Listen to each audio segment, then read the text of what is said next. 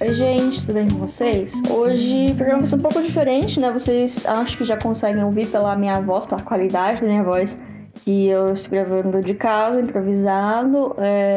Quase que hoje não teve programa, por causa de todo o panorama político-social do Brasil de 2021.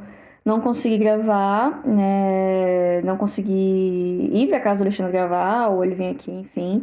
E hoje não teria episódio, mas eu já tinha feito. Aconteceu uma coisa que nunca acontece, que era eu preparar uma pauta de um assunto da semana. Aí eu falei, não vou desperdiçar esse roteiro que eu gastei algumas horas escrevendo e vamos fazer uma brincadeira aqui, vamos fingir, né? Eu finjo que tá tudo certo e vocês fingem que minha voz está clara e límpida. E também a gente pode fazer um roleplay aqui que eu sou o Fort Prefect reportando da Terra para o Guia do Mochileiro das Galáxias. Porque sim, esse é um dos assuntos de hoje nesse podcast. Meu nome é Larissa e esse é o filme da semana. Na última terça-feira, dia 25 de maio, comemoramos o Dia da Toalha, que é um grande evento na comunidade nerd. E por isso eu resolvi fazer esse episódio para falar mais sobre o que esse dia representa e para falar sobre o Guia do Mochileiro das Galáxias, que é a grande referência por trás dessa grande piada que é o Dia da Toalha.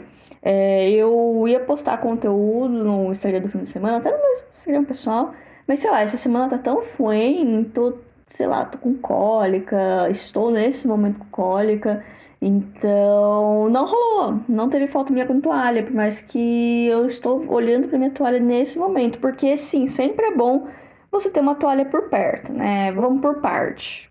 Porque dia 25 de maio é uma longa história. Aliás, ela não é longa, ela é aleatória. Tudo começou quando um certo escritor inglês, o Douglas Adams, que ele escreveu certa série de livros chamada Guia do Mochileiro das Galáxias. Eu acho que vocês devem ter ouvido falar dele, né? O Douglas Adams ele morreu precocemente aos 49 anos no dia 11 de maio de 2001. Um grupo de fãs aparentemente queria esperar 42 dias da morte do autor para fazer uma homenagem, já que esse número ele é especial nos livros. Eu vou chegar nessa parte. Isso, né, aconteceria em algum momento de junho, sei lá, eu não sei fazer conta direito, não vou fazer conta agora. Mas o fato é que até eles se perderam e a homenagem acabou acontecendo no dia 25 de maio e ficou estabelecido que era o dia de homenagear o autor sempre. Pois é, gente, vocês acham que eu não tenho planejamento? Olha o planejamento dessa galera, sabe? Inclusive, tem um site oficial do Dia da Toalha e a justificativa lá é bem bacana, eu vou citar aqui entre aspas, né, uma tradução minha aqui. Como o universo que Douglas Adams criou era repleto de absurdos e acasos, essa talvez tenha sido a escolha certa no fim das contas. Então é isso, né, gente? É 25 de maio, é o dia de homenagear o Douglas Adams, é o dia da toalha. E coincidência ou não, temos outros dois grandes eventos do mundo geek nesse mesmo dia. A data marca o aniversário de estreia do primeiro Star Wars lá em 1977.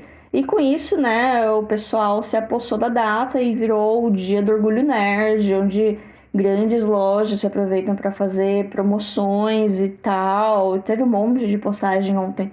Dia 25 de março também é uma data importante dentro da série de livros de Discworld, que foi escrita pelo também falecido Terry Pratchett, que eu já comentei aqui em alguns episódios sobre livros sobre ele, porque ele é um autor de fantasia, e alguns fãs também usam esse dia para homenagear ele. Até porque o estilo de escrita do Terry Pratchett é muito parecido com o do Douglas Adams, mas para um lado mais de fantasia, enquanto o Douglas Adams mira mais no espaço. Mas os dois, eles têm ideais políticos muito parecidos e eles dois fazem sátiras da sociedade, críticas e sátiras da sociedade, enquanto num ambiente fantástico, numa história divertida. Eu recomendo os dois autores para todo mundo que tiver acesso, né? Talvez um dia eu faça um episódio especial de Discworld. A única coisa que é complicada de achar os livros no Brasil, né? Mas, enfim, Terry Pratchett é um dos meus autores favoritos de todos os tempos. Mas o episódio não é sobre ele. Vamos voltar aqui para o Guia do Mochileiro das Galáxias. Afinal, ele é um livro? Ele é um filme? Ele é um quê? Ele é muitas coisas. Ele já teve várias adaptações, sempre com o autor cuidando. Então, cada mudança que a história foi tendo ao longo do tempo é responsabilidade do autor que estava reescrevendo seu próprio trabalho, sabe? Ele nasceu como um programa de rádio, transmitido em 1978 na Inglaterra pela rádio da BBC.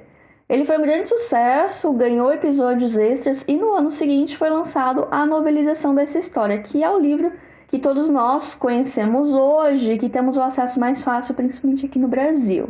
Na verdade, o programa de rádio virou os 2 primeiros livros, né? O primeiro é o Guia do Mochileiro das Galáxias e o segundo é O Restaurante no Fim do Universo. Em 1980, teve uma adaptação para a TV no formato de minissérie, onde a maioria do elenco do programa de rádio reprisou seus papéis. Só que no espaço de 3 anos, a gente tem 3 mídias com a mesma história, por assim dizer.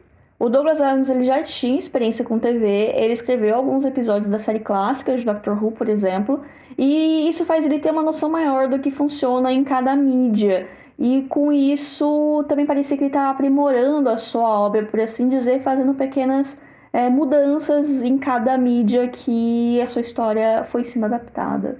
A série ganhou um terceiro livro em 1982, chamado A Vida, o Universo e Tudo Mais. Desde o começo, teoricamente, era para ser uma trilogia, né? Trilogia são 3 livros. Só que o Douglas Adams foi lá e escreveu outro livro, em 84, chamado Até Logo e Obrigado pelos Peixes. Em 92, temos o 5º livro, que foi o último publicado pelo autor em vida, chamado Praticamente Inofensiva. Isso fez a série ser comumente chamada de a trilogia de 5 livros. O que, se você conhece o humor do Douglas Adams, faz muito sentido. Uma continuação para a série foi lançada em 2008, chamada E Tem Outra Coisa, termina com reticências, escrita pelo Ewan Colfer, o autor de Artemis Fowl. Eu li todos os livros, eu tenho todos eles, inclusive, mas os meus favoritos são os 2 primeiros. E eu não gosto do 6º livro, eu acho ele um pouquinho enfadonho, sem falar que é o mais grosso de todos, que são razoavelmente finos. A minha história com essa série, inclusive, ela é engraçada, porque eu ganhei o primeiro livro quando eu tinha 13 anos, perto da data do lançamento do filme, né? Sim, tem um filme, acho que eu já comentei, acho que vocês sabem também, a gente vai chegar lá, vamos com paciência.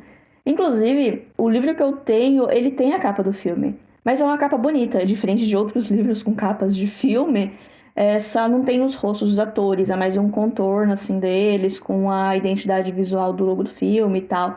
Mas eu não sabia disso. Então, pra mim, era só uma capa. E no verso, né, na contracapa de trás, tem os créditos do filme, que nem tinha nos VHS, com aquela fonte bem fininha, bem comprida. Eu demorei anos pra perceber que tinha aquilo na capa do livro, pra vocês terem ideia. Eu era criança, gente, na época. Tanto que eu só fui descobrir que tinha um filme anos depois, e que tinha outros livros, e que esse era um livro muito importante, que pra mim era só uma ficção científica engraçada. O livro foi um presente de aniversário da minha tia. Eu era uma criança prodígio que gostava de ler, ficção principalmente, e ela sabia disso e me deu um livro de ficção científica. Até aí, tudo bem, né? Eu lembro que eu gostei bastante dele, eu até cheguei a emprestar para algumas amigas e elas adoraram o livro. Eu ainda fui tipo, a disseminadora da palavra de Douglas Adams desde muito nova, né? Inclusive, eu acho que esse foi o livro que eu mais reli na minha vida, até porque ele é fino. A minha cópia tem 200 páginas. São páginas grossas, então o livro parece ser mais grosso do que ele realmente é, assim. Toda essa história que eu contei aconteceu numa era pré-internet. Aí a gente pula para 2007. Eu estava fazendo um curso técnico em informática, cercada de nerd e finalmente com acesso à internet. Foi nessa época que eu descobri que tinham mais livros e eu comprei todos eles, numa época que dava para comprar box de livro por R$ 20 no Submarino.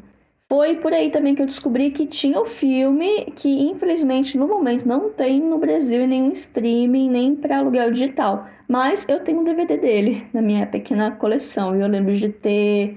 Meu primeiro contato com ele foi através de uma locadora. Vamos falar do filme aqui, né? Isso é um podcast de cinema, afinal das contas. Eles mantêm o título do primeiro livro e foi lançado em 2005 com um moderado sucesso. Foi dirigido pelo Garth Jennings, que dirigiu também Sing, aquela animação com os bichinhos que canta. Mas a obra-prima dele, pra mim, é o clipe de Imitation of Life, do R.E.M. Sim, ele dirigiu vários clipes legais, eu acho que ele fez a maior parte da carreira dele com isso, né, com música. Mas esse do R.E.M. é um dos meus favoritos. É aquele, não sei se vocês conhecem, ele começa com um plano aberto de uma festa num jardim, que parece uma foto. Aí ao longo do clipe ele vai dando zoom, assim, em várias pessoas, né, em vários pedaços dessa foto, então acontecendo algumas cenas. Aí você vai montando uma historinha, assim, de toda aquela festa. É bem legal, gente. Procura no YouTube curtinho, o quê? 5 minutos, uma música? Vale a pena. O elenco do filme tem nomes de peso como o Martin Freeman, Sam Rockwell, John Malkovich, Zoe Deschanel, entre outros. A sinopse da história, que também é a sinopse do primeiro livro, é bem em resumo, né? Tem esse rapaz, o Arthur Dent, ele é um cara bem da média, assim. Ele vive uma vida pacata, até que aparece uma galera da prefeitura para demolir a casa dele. Ele fica bastante irritado, até porque tudo envolve um imbróglio burocrático imenso. Tudo muda alguns minutos depois, quando um amigo dele, o Ford Perfect, aparece falando que a Terra vai ser destruída e eles precisam sair de lá. O Arthur até se permite ficar confuso, né? Esse amigo ele sempre foi meio doidinho, mas quando eles se dão conta estão no espaço, a Terra foi de fato destruída junto com a casa do Arthur. E afinal das contas, o Ford não era um humano, mas sim um alienígena que estava na Terra fazendo pesquisas para o Guia do Mochileiro das Galáxias, que é uma enciclopédia descolada com descrições e dicas do universo para viajantes. Ela compete com a Enciclopédia Galáctica, mas ela é muito mais legal e descolada e tem em sua capa letras garrafais escritas "Não entre em pânico". E por causa disso, os dois meio que viram mochileiros, eles têm que viajar no espaço e tal, aí só que eles não têm uma nave, aí eles precisam se virar, por isso mochileiros. Aí eles conhecem uma galera e vivem juntos grandes aventuras. Essa é uma sinopse bem assim por cima de tudo que acontece. Acontece um monte de coisa, mas não vou falar o que acontece pra vocês assistirem um filme ou lerem um livro, sei lá, vocês que escolhem. O filme é fiel ao livro, né? Vamos falar sobre o elefante aqui na sala. Essencialmente, é fiel sim, né? Até porque o Douglas Adams foi co-roteirista, né, antes da sua morte, então tem algumas alterações na história, mas foi só o autor sendo o autor e editando seu próprio trabalho. Aliás, tem algumas escolhas que podem ter vindo dos produtores, como por exemplo, ter um foco maior no triângulo amoroso e todo o drama que isso gera, né? O livro tem isso, mas é bem mais passado, acontece, beleza, mas tem outras coisas acontecendo, enquanto no filme isso é meio que um dos centros, assim, né? O centro sentimental da história. Mas o filme, ele mantém o ritmo caótico dos livros, né? Tem capítulo de história, tem capítulo que ele fica desenvolvendo conceitos absurdos que não levam a lugar nenhum aparentemente, mas dali 50 páginas isso vai ser importante. E o filme faz isso também, assim, cortando pedaços de história. Aí tem um pedaço que é o narrador que vai contar algum conceito da Enciclopédia Galáctica, do Guia do Mochileiro das Galáxias. E depois isso vai fazer sentido lá na frente, porque vai ser justamente o que eles precisavam. A gente só precisava saber o que era isso. E também porque é divertido. Esses momentos de pausa são as minhas partes favoritas do livro, porque é onde tudo fica extremamente absurdo.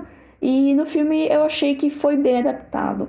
Se vocês tiverem oportunidade de ver o filme, vejam ele. Assim, ele não é o suprassumo do humor britânico, mas ele é legal, ele é divertido, é uma sessão da tarde bacana. Agora, os livros eu recomendo bastante, principalmente os dois primeiros. E a sessão Doctor Who também. Ele não é tão caótico, mas tem uma energia bem similar. Agora, para a última parte desse programa, eu queria fazer uma sessão glossário, né? Explicando alguns termos, piadas, referências que estão dentro da cultura pop e muita gente pode não entender 100% o que é isso, né? Vamos começar aqui. Por que Dia da Toalha? Por que esse dia chama Dia da Toalha? Por que a toalha é tão importante assim, né? Segundo o Guia do Mochileiro das Galáxias, a toalha é o item mais importante de um aventureiro. Segue agora uma citação que vem do livro. Abre aspas. A toalha é um dos objetos mais úteis para um mochileiro interestelar. Em parte devido ao seu valor prático. Você pode usar a toalha como agasalho quando atravessar as frias luas de Beta de Jagla. Pode deitar-se sobre ela nas reluzentes praias de areia marmórea de Strangino V, respirando os inebriantes vapores marítimos. Você pode dormir debaixo dela sob as estrelas que brilham avermelhadas no mundo desértico de Cacfron.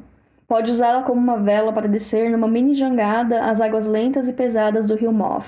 Pode umedecê-la e utilizá-la para lutar em um combate corpo a corpo, enrolá-la em torno da cabeça para proteger-se de emanações tóxicas ou evitar o olhar da terrível besta voraz de Traal, um animal estonteamente burro que acha que se você não pode vê-lo, ele também não pode ver você. Estúpido feito uma anta, mas muito, muito voraz. Você pode digitar a toalha em situações de emergência para pedir socorro e, naturalmente, pode usá-la para enxugar-se com ela se ainda estiver razoavelmente limpa. Fecha aspas. Gente, olha esse estilo de escrita. É, tipo, maravilhoso. Ler esse livro é maravilhoso. Próxima pergunta. O que diabo é 42 que o pessoal fica falando tanto? Dentro da mitologia do Guia do Mochileiro das Galáxias, tem esse grupo de aliens super inteligentes. Eles montaram um supercomputador e perguntaram para ele qual é a resposta da vida, do universo e tudo mais. Depois de mais de 7 milhões de anos calculando, o computador chegou a uma resposta, que é justamente o número 42. Quando questionaram o computador sobre esse resultado, ele disse que a resposta não importava porque eles não tinham feito a pergunta certa. Então essa galera resolveu montar outro supercomputador ainda mais super para descobrir essa pergunta. E o que aconteceu daí é um spoiler porque tem a ver com a história dos livros, mas já adianto que não esperem um desfecho satisfatório. Fã é tudo doido e vieram com 1000 teorias do porquê o autor escolheu o número 42. Mas segundo ele mesmo, é tudo besteira, porque o significado desse número não é importante. E quem quer ficar achando significados ocultos não entendeu a história. Não entre em pânico é uma boa citação que também é originada dos livros, né? São os dizeres da capa do Guia do Mochileiro das Galáxias, por dois motivos, né? Para acalmar os viajantes do espaço e também porque o funcionamento do guia é um pouco complicado e pode intimidar um mochileiro de primeira viagem. Aliás, o guia é basicamente uma tablet, um quadrado portátil com todo o conhecimento da galáxia. E olha que a gente está falando de uma obra dos anos 70, mas, né? Muitas obras do passado preveram, entre aspas, muitas das tecnologias que temos hoje, mas, enfim, prever que a gente teria todo o conhecimento da humanidade numa coisa pequena não é necessariamente novidade, mas, né, algumas pessoas acertaram mais que outras. Então, gente, esse foi o programa de hoje, diretamente da Batata que eu moro, né? Essa é uma transmissão pirata que entrou no feed do filme da semana. Então, é isso, gente. Entrem nessa fantasia comigo do áudio ruim. E até semana que vem, que vai estar só melhor, eu espero. Não sei qual vai ser o tema ainda, nem comecei a escrever esse roteiro. Me ajudem, pelo amor de Deus. Eu falei que por causa do Oscar eu tava meio mad de filme, mas eu acho que não foi só por causa do Oscar. Acho que foi que, ao mesmo tempo que eu tava maratonando os filmes do Oscar, eu resolvi assinar o mês teste do Telecine e assistir um monte de filme. Aí tem um episódio sobre isso, inclusive, sobre toda a minha experiência assinando o Telecine. Vale a pena assistir, é muito bom. Tem várias recomendações de filmes bacanas naquele episódio. Então, eu acho que eu dei uma cansada. Eu tô lendo muito livro. Logo, logo, eu acho que vai ter mais um episódio especial de livro, porque nesse meio tempo eu já li 4 livros. Eu já bati minha meta de leitura desse ano, já antes do final de maio. E, enfim, gente, é o que tá rolando na minha vida hoje em dia. Sigam a gente nas redes, @filme.da.semana no Instagram, @filme_da_semana no Twitter, ou mande um e-mail pra gente no e-mail podcastfilmedasemana@gmail.com. E até semana que vem, gente. Tchau, tchau.